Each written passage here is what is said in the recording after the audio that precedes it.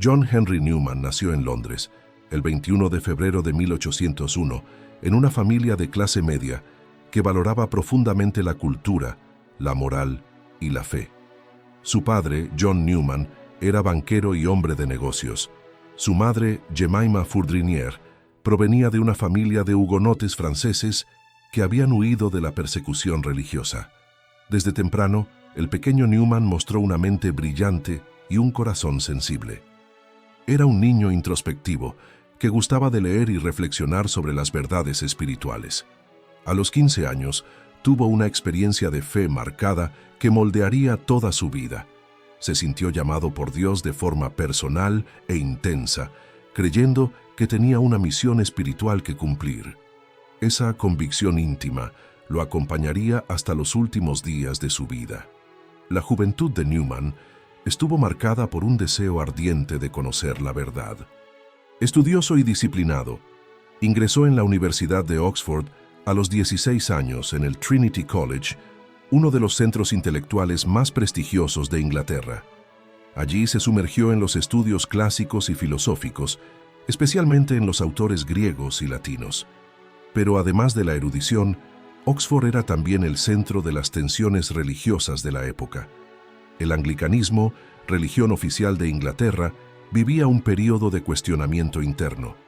Muchos buscaban una fe más auténtica, menos racionalista y más espiritual. Newman, inmerso en ese ambiente, comenzó a reflexionar sobre la naturaleza de la Iglesia y el papel de la autoridad divina.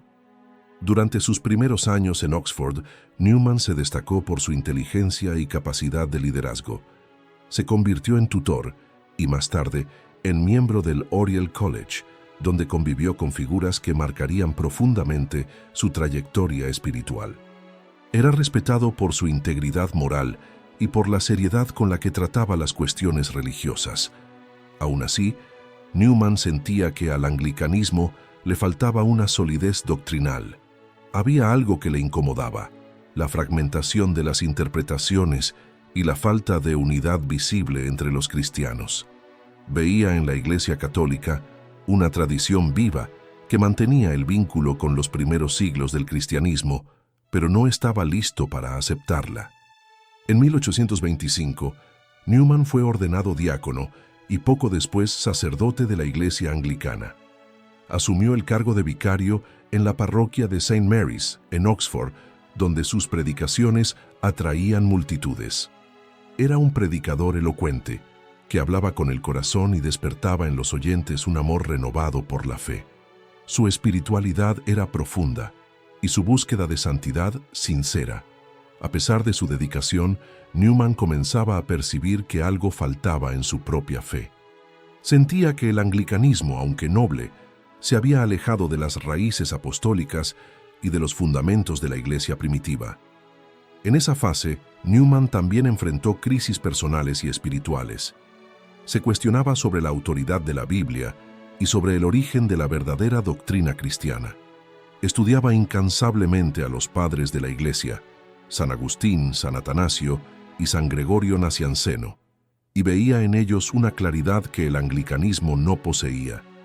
Poco a poco, empezó a dudar de si la Iglesia anglicana realmente podía reivindicar una continuidad legítima con la Iglesia de los Apóstoles. Esa duda se convertiría en el inicio de una larga y dolorosa travesía hacia la plena comunión con Roma. La vida en Oxford le proporcionaba prestigio y comodidad intelectual, pero también lo colocaba ante desafíos espirituales. Newman deseaba unir razón y fe, buscar la verdad con el intelecto y el corazón. Estaba convencido de que Dios no se contradice. Lo que es verdadero en la razón no puede ser falso en la fe. Esa armonía entre pensamiento y espiritualidad sería una de las marcas de su vida y obra. Comenzaba a percibir que el cristianismo auténtico no podía ser una simple herencia cultural, sino una adhesión profunda y personal a la verdad revelada. En su parroquia, Newman vivió momentos de intensa oración y reflexión. Pasaba largas horas ante el altar, pidiendo luz al Espíritu Santo. En sus diarios registraba sus inquietudes y súplicas. No buscaba fama ni influencia. Quería, por encima de todo, comprender la voluntad de Dios. Esa sed de verdad lo convertiría en uno de los mayores teólogos del siglo XIX y en un ejemplo de conversión sincera y valiente. Newman era, en esencia, un buscador de la verdad, y esa búsqueda lo llevaría por caminos inesperados. La sociedad inglesa vivía entonces un período de secularización creciente. El racionalismo y el materialismo ganaban fuerza, amenazando la fe tradicional. Muchos intelectuales trataban la religión como mera convención social. Newman, por el contrario, veía en ella la fuente de la verdadera sabiduría. Creía que la fe y la razón no eran enemigas, sino aliadas, y que el hombre solo encuentra paz cuando entrega su mente y su corazón a Dios. Esa visión lo colocaba en contraste con la mentalidad dominante de su época. A partir de 1830, Newman comenzó a involucrarse más profundamente con las cuestiones de la Iglesia y de la sociedad. Preocupado por el rumbo que tomaba el anglicanismo, pasó a defender la necesidad de un retorno a los orígenes de la fe cristiana. Creía que la Iglesia anglicana debía acercarse más a la tradición católica y rechazar el liberalismo teológico que corroía sus bases. Ese pensamiento lo situaría en el centro de uno de los movimientos religiosos más influyentes del siglo XIX, el movimiento de Oxford.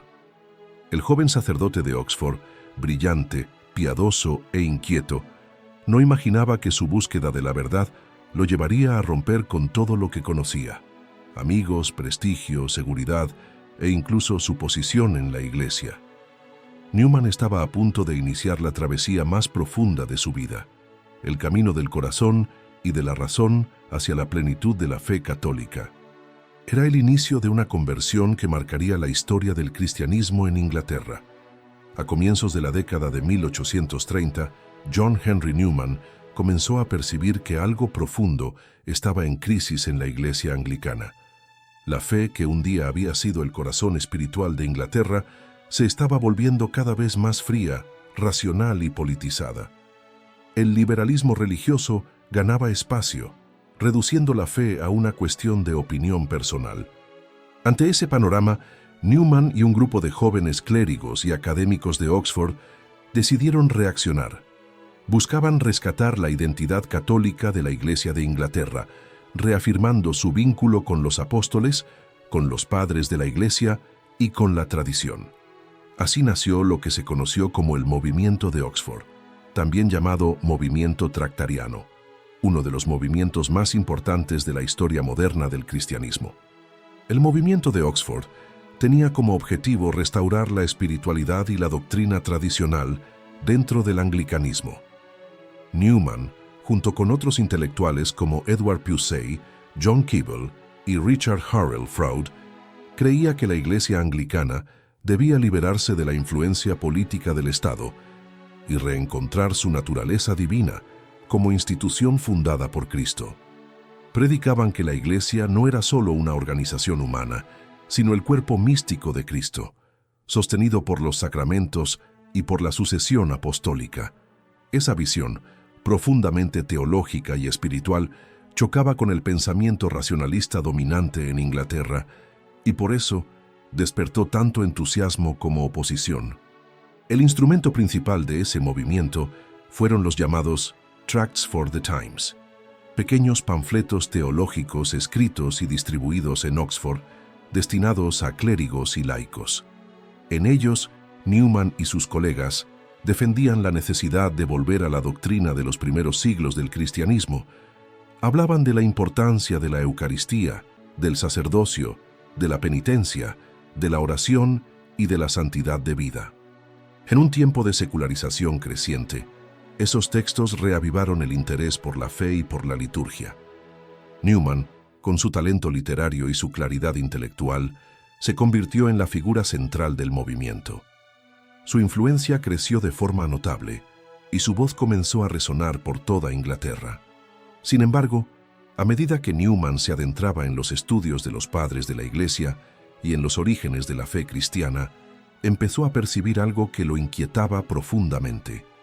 La doctrina que él y sus colegas defendían no se vivía plenamente dentro del anglicanismo, sino que encontraba su plenitud en la Iglesia Católica Romana.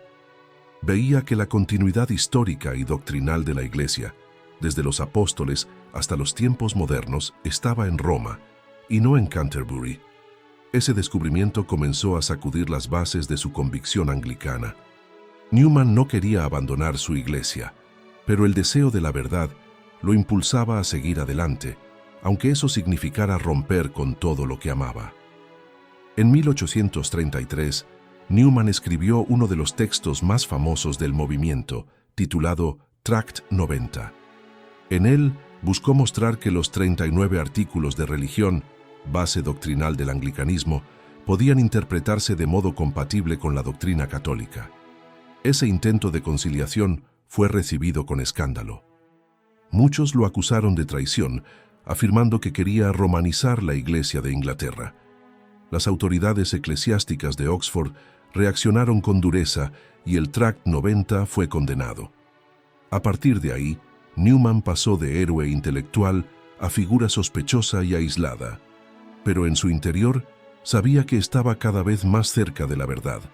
Perseguido e incomprendido, Newman se retiró a Littlemore, una pequeña comunidad en las afueras de Oxford. Allí vivió en oración, estudio y silencio. Junto con algunos amigos y discípulos, fundó una especie de casa de retiro, donde rezaban el oficio divino y meditaban sobre las verdades de la fe. Era un tiempo de discernimiento profundo. Newman leía los documentos de los concilios, los escritos de los santos padres y la historia de la Iglesia primitiva. En cada lectura, le resultaba más claro que la Iglesia católica era la guardiana fiel de la fe apostólica. El anglicanismo, aunque noble, era un intento fragmentado de preservar una verdad que se había separado de la fuente. Durante ese periodo de recogimiento, Newman pasó por intensas pruebas interiores. Sabía que su eventual conversión significaría perder su posición, su prestigio e incluso a sus amigos más cercanos. La Inglaterra victoriana era profundamente anticatólica. Ser católico significaba ser considerado desleal a la corona y sospechoso de traición nacional. Sin embargo, Newman ya no podía negar lo que su conciencia le decía. Para él, la verdad tenía un precio, y ese precio era la cruz. En sus cartas y diarios, escribió que 1000 dificultades no hacen una duda, una frase que se convertiría en símbolo de su fe racional y perseverante. La influencia del movimiento de Oxford traspasó las fronteras de Inglaterra. En toda Europa, intelectuales católicos y protestantes observaban con atención aquel despertar espiritual. Newman había reavivado el debate sobre el papel de la tradición en la vida cristiana y sobre la unidad de la Iglesia. Su defensa de la fe antigua mostraba que el cristianismo no era un conjunto de opiniones modernas, sino una verdad revelada que atravesaba los siglos. El movimiento de Oxford, aunque no se hizo católico en su totalidad, preparó el camino para el retorno de muchos a la comunión con Roma, y el propio Newman sería el primero en dar ese paso decisivo. A estas alturas, Newman ya había comprendido que el anglicanismo no podía sostener su pretensión de ser la iglesia media entre el catolicismo y el protestantismo. El estudio honesto de la historia y de la doctrina lo conducía inevitablemente a Roma. Empezó a percibir que la única iglesia que se había mantenido fiel a la fe de los apóstoles era la Iglesia católica. Con esa convicción, Newman se preparó para el momento más difícil y liberador de su vida, su conversión. Era el clímax de una travesía espiritual marcada por la oración, el sufrimiento y el amor a la verdad. En el otoño de 1845, después de meses de profunda reflexión y oración, John Henry Newman tomó su decisión final. En una noche lluviosa de octubre, el sacerdote italiano Domenico Barberi, miembro de los pasionistas, llegó a Littlemore y escuchó la confesión de Newman. En aquel momento silencioso y sagrado, el antiguo sacerdote anglicano se reconcilió con la Iglesia católica y fue recibido en la plena comunión de Roma. Era el fin de una larga búsqueda y el comienzo de una nueva vida. Su conversión fue celebrada con admiración y también con hostilidad, pero él sabía que había encontrado el tesoro por el cual valía la pena perderlo todo. La conversión de John Henry Newman a la Iglesia Católica en 1845 fue uno de los acontecimientos religiosos más impactantes del siglo XIX. Para muchos fue un escándalo, para otros un testimonio luminoso de fidelidad a la verdad. Inglaterra, aún marcada por siglos de desconfianza hacia Roma, presenció con sorpresa la decisión del intelectual más respetado de Oxford de someterse a la autoridad del Papa. Newman no buscaba gloria humana ni ambiciones personales. Su conversión fue el resultado de una larga peregrinación interior. Al abrazar la fe católica, perdió prácticamente todo lo que poseía: la carrera, los amigos, el prestigio y el reconocimiento público. Pero a cambio, encontró la paz que solo la verdad de Cristo puede conceder. Quienes convivieron con Newman antes de su conversión sabían que no era un hombre impulsivo. Cada paso de su travesía fue fruto de oración, estudio y reflexión profunda. No cedió a presiones externas ni siguió modas teológicas. Siguió la voz de la conciencia. Para Newman, la conciencia era el eco de la voz de Dios en el alma humana, y obedecer a esa voz era el primer deber del cristiano. Esa convicción lo sostuvo ante la tempestad de críticas que se abatió sobre él tras su conversión. La prensa inglesa lo atacó con dureza, llamándolo traidor. Amigos de larga data se alejaron. Pero Newman no retrocedió. Escribió en su diario que mejor es estar en comunión con Roma y ser despreciado por el mundo, que agradar a los hombres y estar lejos de la verdad. Poco después de su recepción en la Iglesia Católica, Newman fue enviado a Roma, donde inició sus estudios teológicos en el Colegio de Propaganda Fide. Allí se profundizó en la doctrina católica, especialmente en el estudio de los sacramentos, de la autoridad papal y de la unidad de la Iglesia. Contrariamente a lo que muchos protestantes pensaban, Newman descubrió en Roma no una institución autoritaria, sino una madre espiritual, guardiana de la fe recibida de los apóstoles. Quedó impresionado con la universalidad de la Iglesia Católica, con la presencia de fieles de todos los pueblos y culturas unidos en una misma fe. Ese contacto directo con el corazón de la Iglesia fortaleció aún más su convicción de que había hecho la elección correcta. En 1847, Newman fue ordenado sacerdote católico. La ceremonia fue sencilla, pero profundamente conmovedora. Aquel que había sido uno de los más célebres predicadores de Inglaterra, ahora se convertía en siervo de la Iglesia, que antaño había sido vista como enemiga. Eligió ingresar en la congregación del Oratorio de San Felipe Neri, una orden conocida por unir piedad, alegría y cultura. Fundó el primer oratorio de San Felipe en Inglaterra, en la ciudad de Birmingham. Allí comenzó a dedicarse enteramente a la evangelización, a la predicación y a la formación espiritual de laicos y sacerdotes. Su misión era mostrar que el catolicismo no era una amenaza para la razón ni para la cultura inglesa, sino su verdadera alma. Los primeros años de Newman como católico estuvieron marcados por pruebas dolorosas. Muchos anglicanos lo consideraban un traidor. Muchos católicos, por otro lado, lo veían con desconfianza. Algunos dudaban de su fidelidad a la Iglesia por causa de su origen protestante. Se sentía muchas veces como un extranjero entre dos mundos, pero, a pesar de ello, se mantuvo firme en su vocación.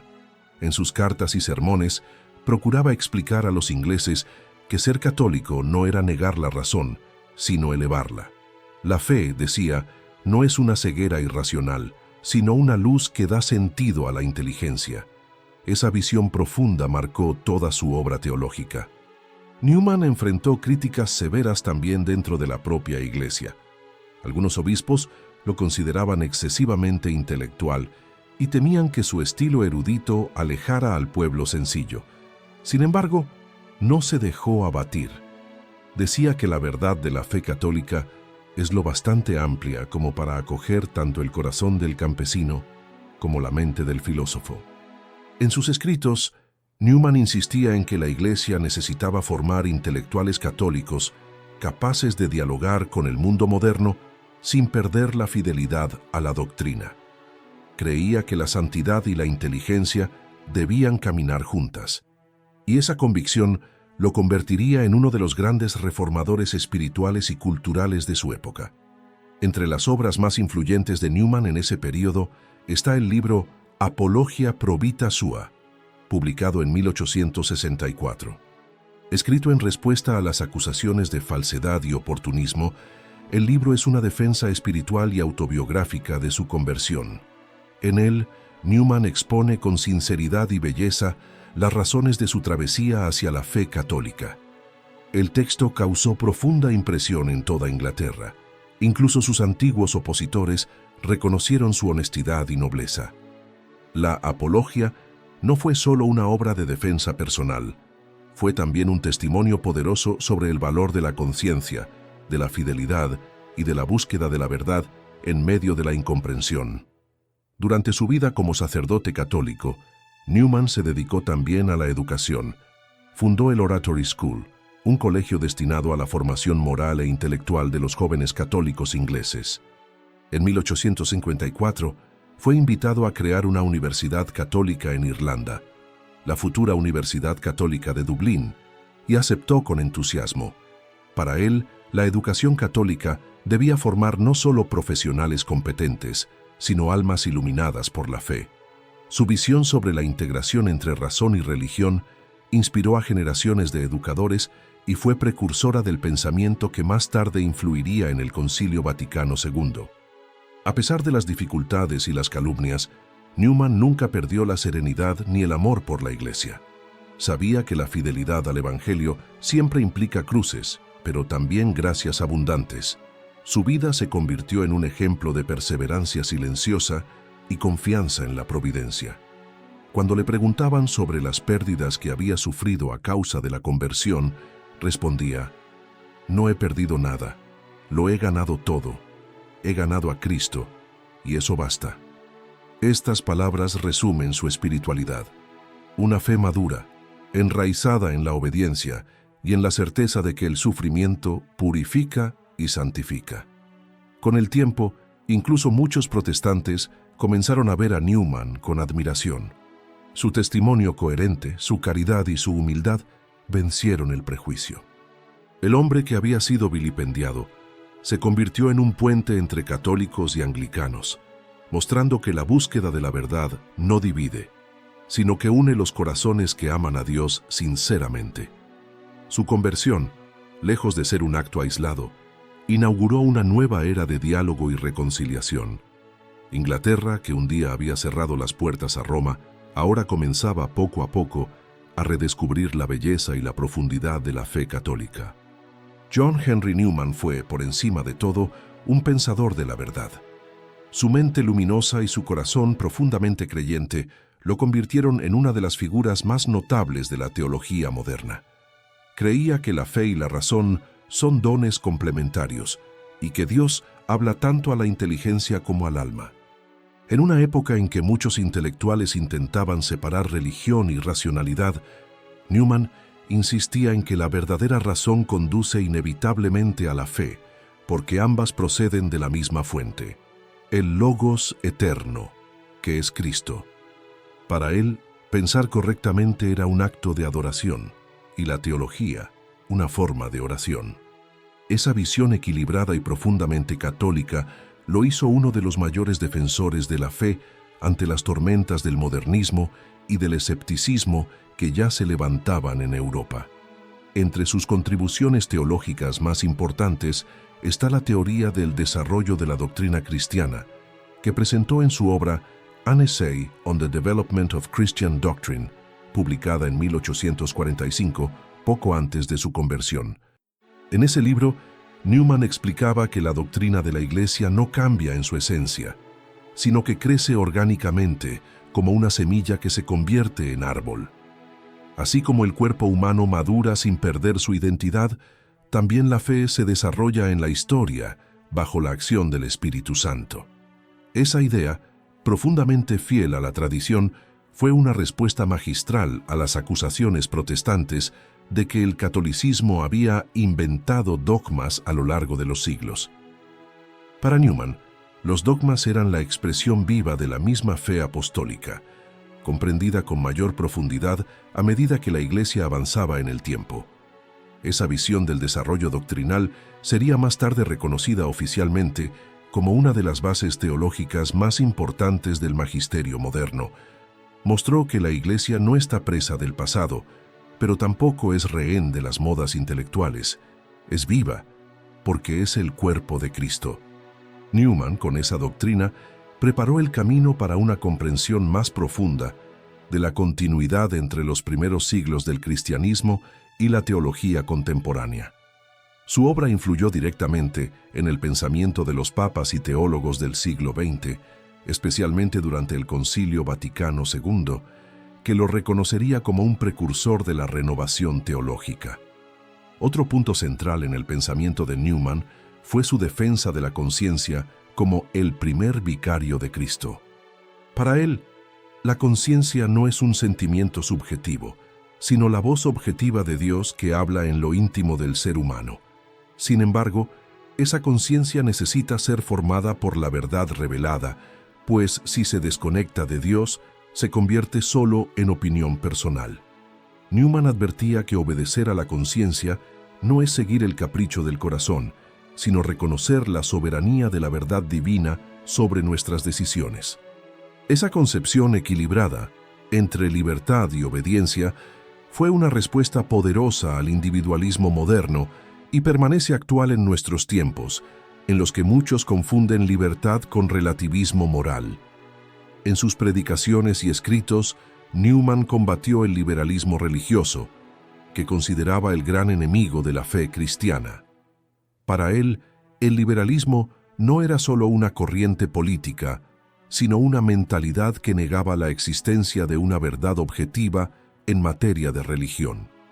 En su famoso discurso del Biglietto, pronunciado en Roma en 1879, al ser nombrado cardenal, Newman declaró: «Desde los primeros días de mi vida religiosa, he luchado contra el liberalismo en la religión. Es la doctrina según la cual no hay verdad positiva en religión y que todas las creencias deben ser igualmente toleradas, porque todas son meras opiniones». Estas palabras resuenan como una profecía ante la crisis espiritual de nuestro tiempo, en el que muchos confunden tolerancia con indiferencia y diálogo con relativismo. Newman creía que la Iglesia debía ser un faro en medio de las tinieblas del error. La verdad, decía, no es construida por el hombre, sino recibida de Dios. Por eso, la Iglesia debe anunciarla con firmeza, aunque el mundo la rechace. Su defensa de la ortodoxia, sin embargo, nunca fue arrogante. Newman unía convicción y caridad, fidelidad y delicadeza. Sabía que la verdad debe presentarse con amor, porque el amor es la forma más perfecta de la verdad. Esa armonía entre firmeza doctrinal y mansedumbre evangélica lo convirtió en un verdadero maestro espiritual, capaz de tocar tanto el corazón de los fieles sencillos como las mentes más cultas. En sus obras, Newman también reflexionó sobre el papel de la Iglesia en la sociedad moderna. Percibía que el mundo caminaba hacia una era de secularización y que muchos cristianos serían tentados a separar la fe de la vida pública. Contra eso, afirmaba que el catolicismo no es una fe privada, sino una visión integral de la realidad. El cristiano debe ser testigo de la verdad en todas las esferas, en la política, en la ciencia, en la educación y en el arte. Para Newman, la fe debe iluminar el mundo y no esconderse de él.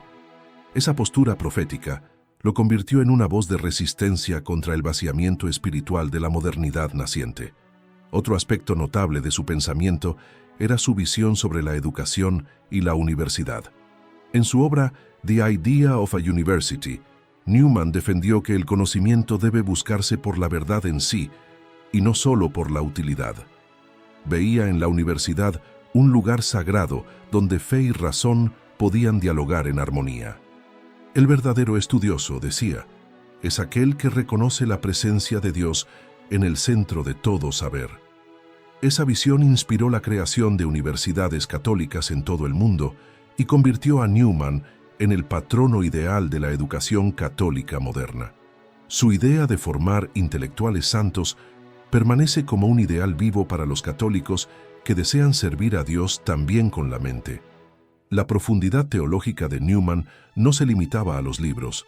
Era, por encima de todo, un hombre de oración.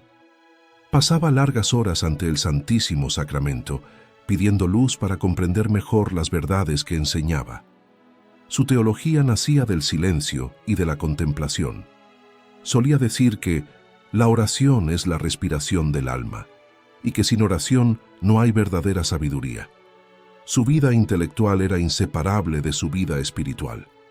Esa unión entre estudio y santidad lo convirtió en un ejemplo raro, un erudito que no se perdió en la vanidad del saber, sino que encontró en cada idea un camino para amar más profundamente a Dios. A lo largo de su vida, Newman vio muchos de sus conceptos ser incomprendidos o rechazados, pero jamás abandonó la serenidad. Sabía que la verdad de Dios siempre vence con el tiempo.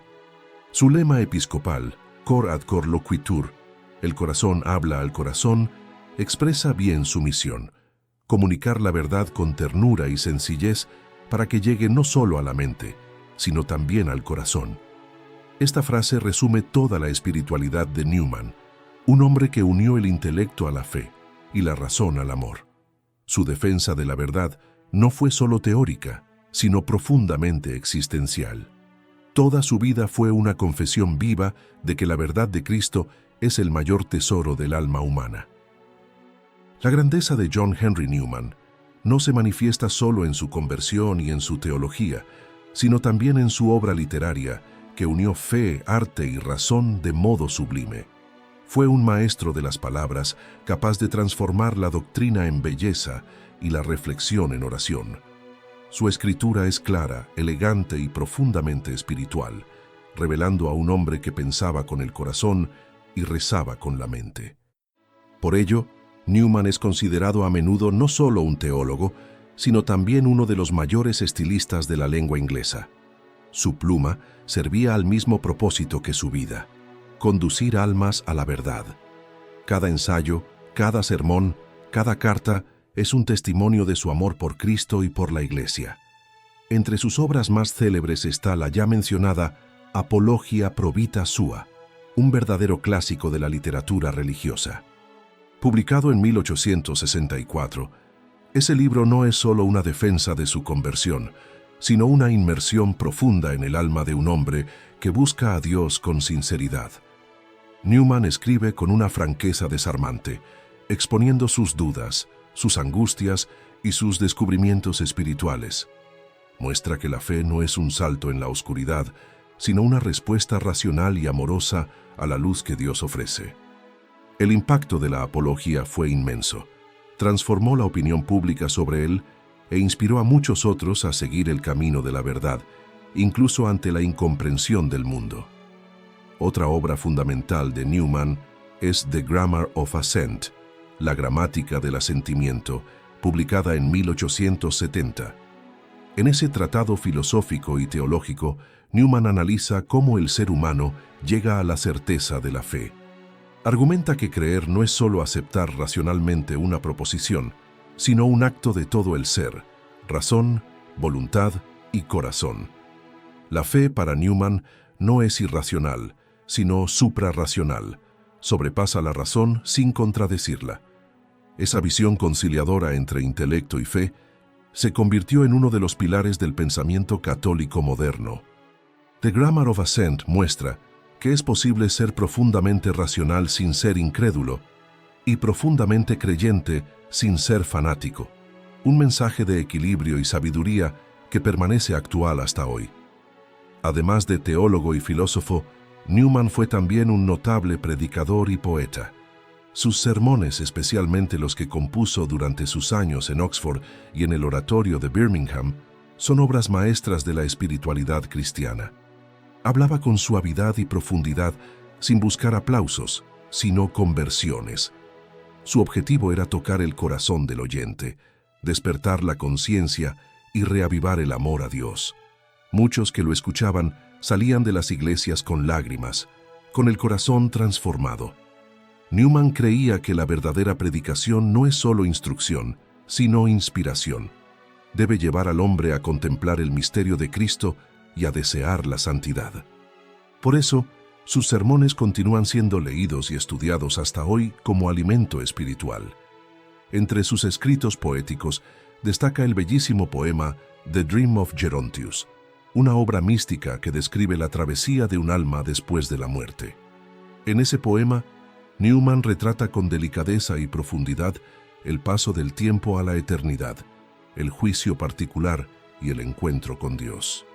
El alma de Gerontius, conducida por el ángel, atraviesa las fronteras del mundo visible y contempla el esplendor de la verdad divina. Esta obra, de carácter casi litúrgico, inspiró a generaciones de fieles y llegó a ser transformada en oratorio musical por Edward Elgar.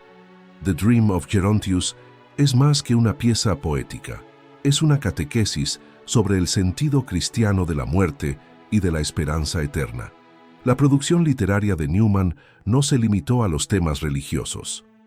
Escribió sobre filosofía, educación, literatura y cultura, buscando siempre integrar el saber humano con la revelación divina. Su visión del mundo era profundamente cristocéntrica. Para él, todas las realidades humanas, cuando son iluminadas por Cristo, encuentran su verdadero sentido. Escribió ensayos sobre la importancia de la imaginación moral, sobre la relación entre fe y ciencia y sobre el papel de la Iglesia en el mundo moderno. En todos esos temas, Newman se mostró como un pensador de equilibrio y profundidad, sin ceder jamás al extremismo ni al relativismo. Su palabra era firme, pero siempre guiada por la caridad. Incluso en medio de tantas actividades intelectuales, Newman jamás perdió la simplicidad y la humildad. Era un hombre de costumbres sencillas, de vida recogida y piadosa.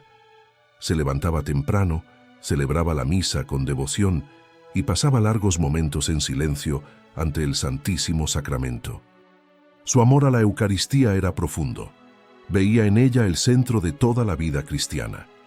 Cierta vez escribió que la presencia real de Cristo en la Eucaristía es el corazón palpitante de la Iglesia. Esa espiritualidad eucarística alimentaba su mente y su pluma. Toda su producción literaria nacía de un corazón que adoraba, y por eso sus palabras conservan hasta hoy un poder de unción que toca las almas sinceras. La humildad de Newman era aún más notable ante las injusticias que sufrió. Incluso habiendo sido reconocido como uno de los mayores intelectuales de su tiempo, durante muchos años fue ignorado e incluso marginado por algunos sectores de la jerarquía eclesiástica. Su fidelidad, sin embargo, jamás vaciló. Aceptaba el silencio y el olvido como formas de purificación. Decía que Dios sabe lo que hace y nosotros solo necesitamos confiar. Esa confianza lo acompañó hasta el final de su vida. Incluso cuando el reconocimiento tardó, continuó trabajando discretamente, escribiendo, rezando y orientando espiritualmente a todos los que lo buscaban. Con el paso de los años, su influencia comenzó a ser redescubierta y valorada. Su obra formó generaciones de católicos cultos y piadosos, y sus ideas ayudaron a moldear la teología del siglo XX.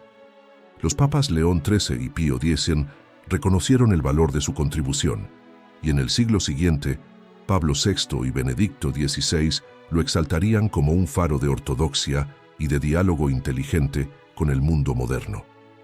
Newman había mostrado que es posible defender la fe sin ser fanático y dialogar con la razón sin caer en el relativismo.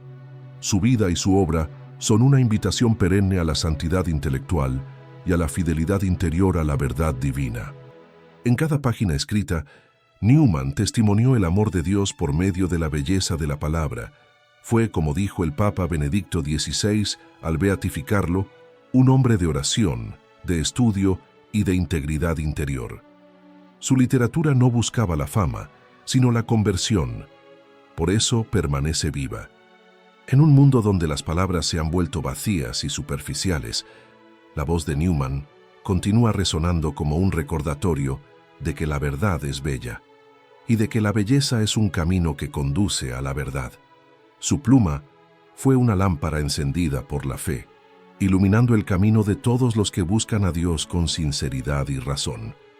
Tras su ordenación como sacerdote católico y su regreso de Italia, John Henry Newman decidió fundar en Inglaterra una comunidad del oratorio de San Felipe Neri, inspirado por el carisma alegre, intelectual y profundamente espiritual del santo romano del siglo XVI. El oratorio, diferente de las órdenes religiosas tradicionales, no exigía votos solemnes, sino que se basaba en una vida de comunión, oración y servicio pastoral. Newman vio en esa forma de vida una respuesta providencial para el contexto inglés de su época, un camino que unía la santidad interior a la misión apostólica, la contemplación a la caridad práctica.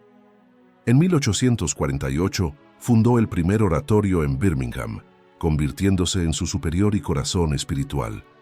La vida oratoriana, tal como Newman la concebía, era una escuela de humildad y de amor fraterno. Veía en el ejemplo de San Felipe Neri, el apóstol de la alegría, un modelo de santidad accesible, hecha de sencillez, buen humor y celo por las almas. Newman creía que la evangelización no se realiza solo con discursos eruditos, sino con la bondad y el testimonio cotidiano.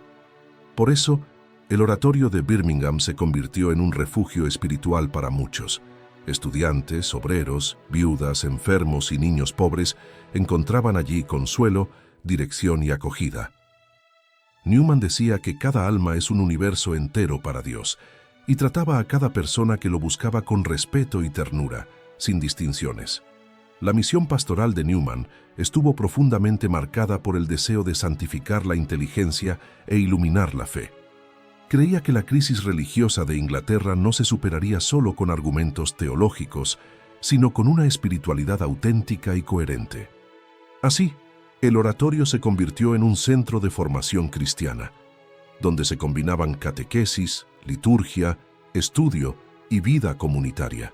Newman enseñaba que el sacerdote debe ser, ante todo, un pastor de almas, alguien que comprenda los dolores humanos y conduzca a los fieles a la luz de la verdad.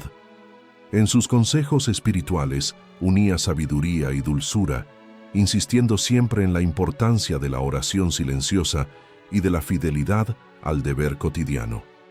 Aun siendo un hombre de vasta erudición, Newman nunca se apartó de la sencillez del pueblo. Solía visitar a los enfermos, consolar a los enlutados y acompañar personalmente a quienes vivían dificultades espirituales. No había en él vanidad intelectual, había compasión. Decía que el amor de Cristo no conoce barreras de clase ni de cultura, sino que se inclina sobre el sufrimiento humano. Esa dimensión pastoral de su vida fue un testimonio vivo de la caridad cristiana. Newman no era solo un predicador elocuente o un teólogo brillante, era un pastor que sabía escuchar y cuidar. Muchos veían en él la presencia serena de un verdadero padre espiritual. Además de su dedicación pastoral, Newman se preocupaba por la formación de los jóvenes. En 1859 fundó el Oratory School, una escuela orientada a la educación moral e intelectual según los principios de la fe católica.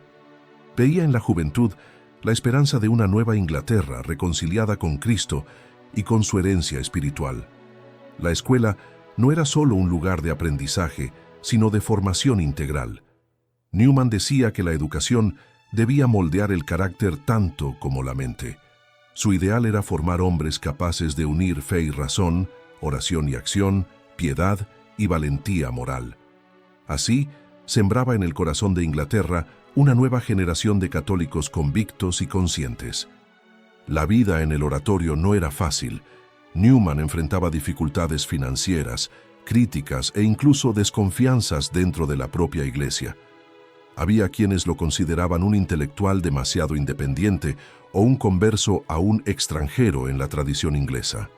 Sin embargo, su paciencia y fe inquebrantable terminaban por vencer todas las resistencias. No se defendía con palabras duras, sino con el ejemplo. La serenidad con la que afrontaba las pruebas mostraba que su corazón estaba anclado en Dios. Cierta vez escribió: «No es el éxito lo que prueba la santidad, sino la fidelidad silenciosa a los deberes de cada día». Esta frase resume el espíritu con el que vivió toda su vida sacerdotal. La espiritualidad oratoriana de Newman tenía un rasgo profundamente humano. Creía que el camino de la santidad pasa por la alegría, la amistad y la caridad. El oratorio era en su corazón una familia de almas, no un cuartel de reglas. Los miembros vivían juntos, rezaban juntos, comían en la misma mesa y compartían sus alegrías y cruces. Esa atmósfera fraterna reflejaba el espíritu de San Felipe Neri, que decía: «Sed buenos, si podéis, y si no podéis, sed alegres». Newman cultivaba entre sus hermanos un clima de levedad espiritual y confianza, convencido de que la santidad auténtica nunca es triste, sino llena de esperanza y paz. Con los años, el oratorio de Birmingham se convirtió en un centro de vida cristiana fervorosa. Las confesiones eran largas, las misas bien concurridas y los sermones de Newman atraían incluso a no católicos. Muchos anglicanos venían a escucharlo en secreto, conmovidos por su santidad y por su palabra inspirada. Nunca buscaba convertir por imposición, sino por atracción. Su santidad discreta, unida a la inteligencia luminosa, hacía que incluso los escépticos lo respetaran. Newman creía profundamente que la belleza de la verdad es el medio más eficaz de evangelizar, y por eso decía que la Iglesia crece no por la fuerza, sino por la luz. En su vida pastoral, Newman vivió intensamente lo que llamaba la presencia de Dios en lo ordinario. No esperaba grandes señales ni experiencias místicas. Veía la gracia actuando en las pequeñas fidelidades de cada día. Enseñaba que el cristiano debe ser fiel en las cosas simples, en el trabajo, en la oración, en la caridad, en la paciencia. Para él, la santidad no es privilegio de pocos, sino vocación universal. Esa visión práctica y equilibrada de la vida espiritual hizo que muchos lo consideraran un santo de Oxford y Birmingham, mucho antes de su canonización. Era un guía para quienes querían unir estudio y oración, vida pública y contemplación, mente y corazón. En los últimos años de su vida en el oratorio, Newman vivía recogido, sereno y siempre disponible para quienes lo buscaban. Aunque la edad avanzada y las enfermedades lo limitaban, seguía escribiendo cartas, orientando espiritualmente a los fieles y celebrando con profunda devoción. Su mirada permanecía tranquila, como la de quien ya veía la eternidad acercarse. Decía a los más jóvenes: «Confiad en Dios. Él sabe lo que hace, incluso cuando no lo comprendemos». Esta frase sencilla y luminosa resume toda su vida. Un caminar de fe serena, marcado por la fidelidad y la entrega total a la providencia divina. Cuando John Henry Newman fue nombrado cardenal por el Papa León XIII en 1879, la Iglesia y el mundo intelectual reaccionaron con sorpresa y admiración. Para muchos, ese nombramiento era el reconocimiento de una vida entera de fidelidad, sufrimiento y servicio a la verdad. Newman, ya anciano y debilitado, recibió la noticia con humildad, viendo en ella un gesto de misericordia divina y una confirmación de la providencia. Durante décadas había sido mal interpretado, calumniado y olvidado. Ahora, la Iglesia lo elevaba al colegio cardenalicio como a uno de sus grandes defensores de la fe ante las corrientes peligrosas del liberalismo religioso que amenazaban con desfigurar el cristianismo en el mundo moderno. El día de su nombramiento, Newman pronunció en Roma el célebre Discurso del Biglietto, una de las piezas más proféticas de la historia de la Iglesia moderna. Ante cardenales, teólogos y diplomáticos, declaró con firmeza: «Desde los primeros días de mi vida religiosa, he luchado contra el liberalismo en la religión. Es la doctrina que enseña que no existe ninguna verdad positiva en religión, que todas las creencias deben ser igualmente toleradas porque todas son meras opiniones». Estas palabras, dichas con voz trémula pero convicta, resonaron por toda la cristiandad como un grito de alerta. Newman veía con claridad que el peligro más sutil no venía de los ataques externos, sino de la corrosión interna de la fe, disfrazada de tolerancia y modernidad. Para Newman, el liberalismo religioso no era una simple idea política o social, sino una amenaza espiritual. Veía en esa mentalidad el abandono de la verdad objetiva y el triunfo del subjetivismo, donde cada uno define su propia fe y moral según conveniencias personales. Esa actitud, decía, destruye el fundamento mismo del cristianismo, que es la revelación divina. Newman advertía que una religión reducida a sentimiento no puede salvar al hombre, pues la salvación exige adhesión a la verdad de Cristo y obediencia a la autoridad de la Iglesia. Esta denuncia, hecha con serenidad y profundidad, continúa siendo de impresionante actualidad, pues describe exactamente la crisis espiritual que aún hoy desafía al mundo occidental. Sin embargo, Newman nunca confundió su lucha contra el liberalismo con intolerancia o rigidez. Amaba la libertad auténtica, la libertad de los hijos de Dios, pero la distinguía de la libertinaje intelectual. Enseñaba que la verdadera libertad nace del encuentro con la verdad. La obediencia a la verdad no es servidumbre, escribía, es el camino del alma libre. Esta distinción es una de las marcas más bellas de su pensamiento. Combatió el error sin odiar al errante, corrigió sin humillar y defendió la fe sin violencia. Su firmeza estaba siempre atemperada por la caridad y su caridad iluminada por la verdad. Como cardenal, Newman no buscó honores ni poder. Se mantuvo en el oratorio de Birmingham, viviendo con la misma sencillez de antes. No fue llamado a Roma, ni recibió cargos administrativos. Su dignidad cardenalicia fue más un reconocimiento espiritual que político. La entendió como un llamado a ofrecer su vejez como testimonio silencioso de fidelidad a la Iglesia.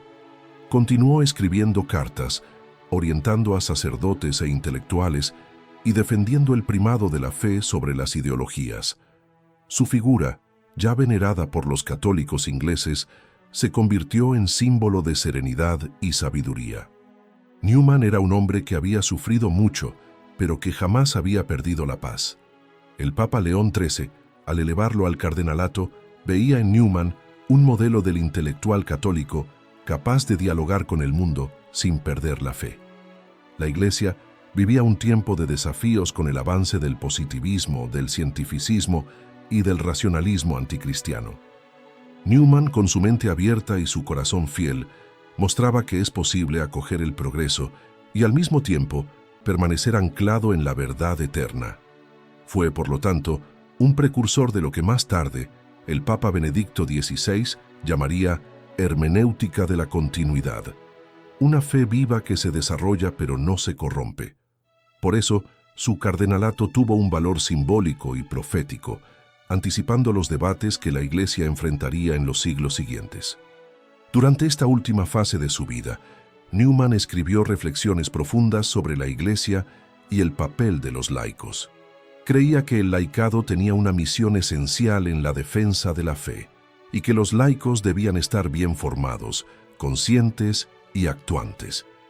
Escribió que la Iglesia no sería nada sin los laicos, destacando que el cuerpo de Cristo está formado por todos los bautizados y no solo por el clero.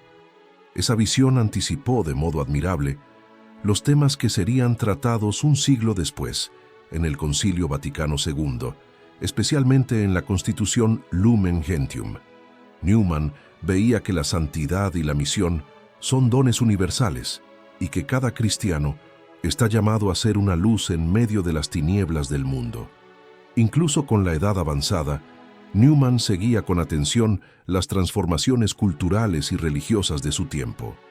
Observaba con tristeza el avance del materialismo y de la indiferencia espiritual, pero mantenía una esperanza serena. Decía que la Iglesia pasaba por purificaciones necesarias y que, después de cada tempestad, Dios hacía brillar un nuevo sol. Escribió en una de sus cartas: «El Señor sabe cómo conducir su barca incluso en mares agitados. Debemos confiar más en su providencia que en nuestros cálculos humanos».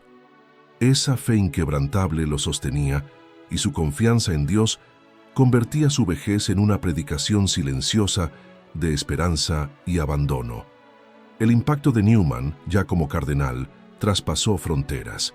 Sus escritos comenzaron a ser traducidos y leídos en toda Europa, especialmente en Francia, Alemania e Italia. Intelectuales católicos como Jacques Maritain y G.K. Chesterton reconocerían más tarde su influencia decisiva. Había mostrado que la santidad no excluye la inteligencia y que la fe no teme al pensamiento. Al contrario, la fe verdadera despierta la mente para comprender mejor el mundo y amar más a Dios. Por eso, Newman fue llamado por muchos el doctor de los tiempos modernos, un título que expresa bien su misión de reconciliar la razón con la fe en un mundo dividido por la duda. En los últimos años, ya debilitado, Newman se retiró casi enteramente de la vida pública. Vivía en oración, meditación y estudio, preparándose para el encuentro con Dios.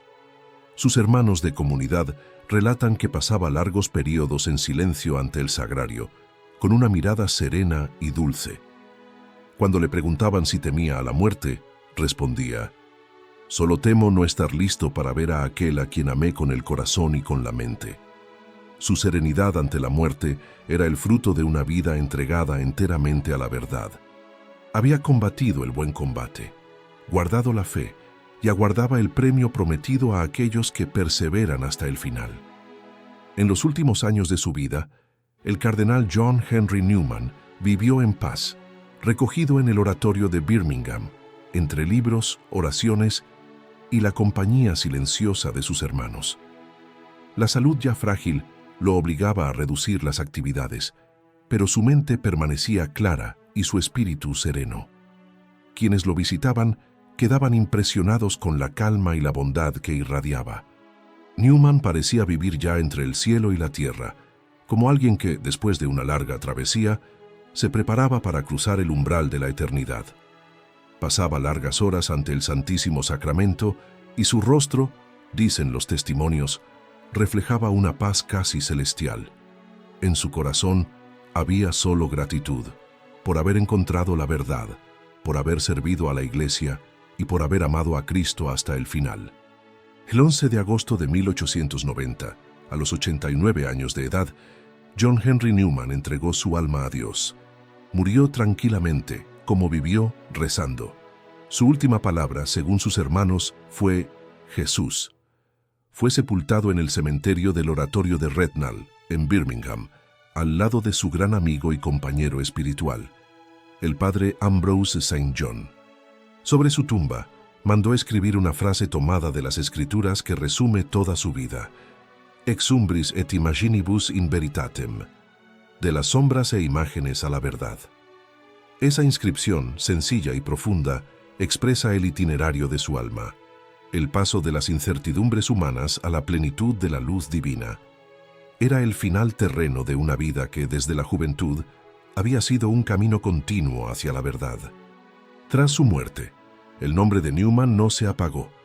Al contrario, comenzó a brillar aún más intensamente.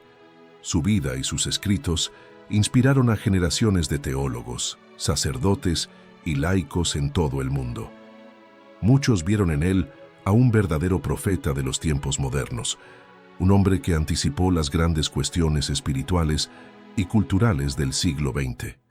Su pensamiento equilibrado, fiel y profundo fue redescubierto especialmente durante el Concilio Vaticano II, cuando varios documentos reflejaron sus ideas sobre el desarrollo de la doctrina, el papel de los laicos y la relación entre fe y razón. Newman, aunque ya en el cielo, seguía enseñando a la Iglesia cómo unir santidad e inteligencia, tradición y renovación. Durante décadas, su fama de santidad creció silenciosamente. Personas que habían convivido con él relataban su humildad, su bondad y su caridad. Decían que al conversar con Newman se sentían comprendidas y conducidas a Dios. Su vida interior era tan intensa que incluso sus palabras cotidianas parecían impregnadas de oración.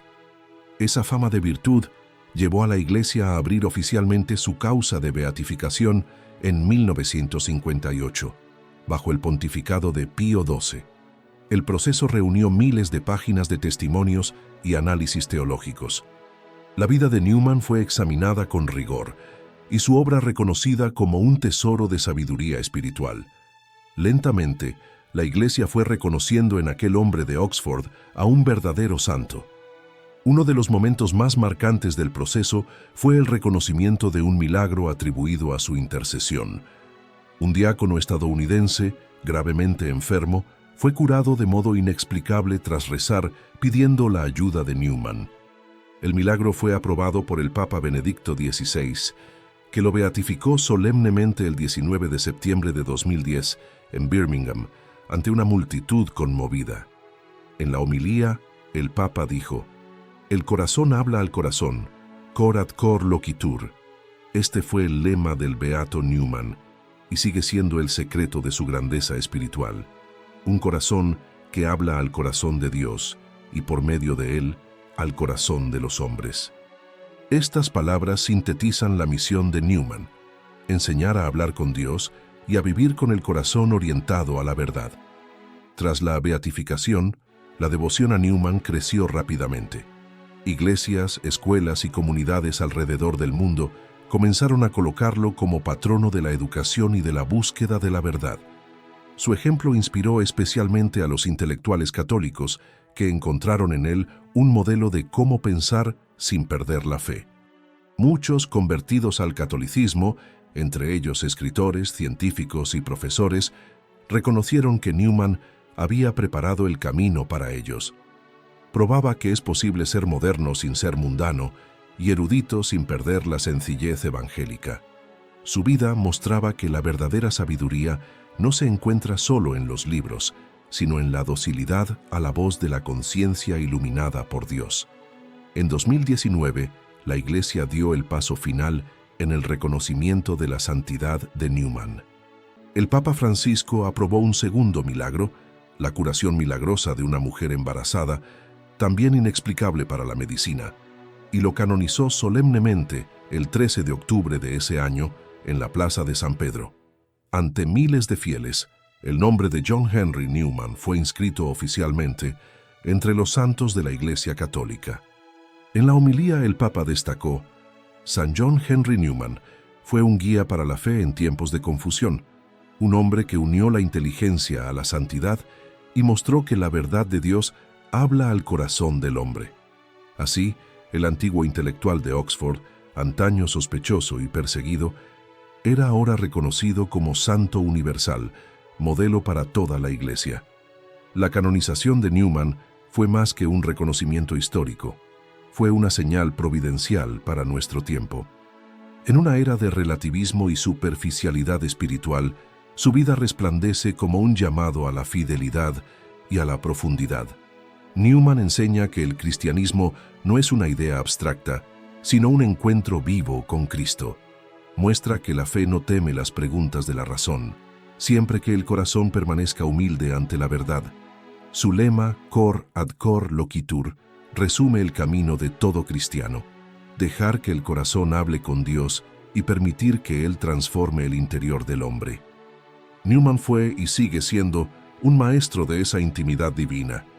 Hoy, San John Henry Newman es venerado como patrono de los educadores, de los intelectuales y de los conversos. Su mensaje traspasa fronteras y siglos, pues toca el núcleo del espíritu humano, la búsqueda sincera de la verdad. En un mundo que se pierde en opiniones pasajeras, recuerda que la verdad es eterna y tiene un rostro, el de Cristo. Toda su vida fue un diálogo entre razón y amor, filosofía y oración, ciencia y santidad.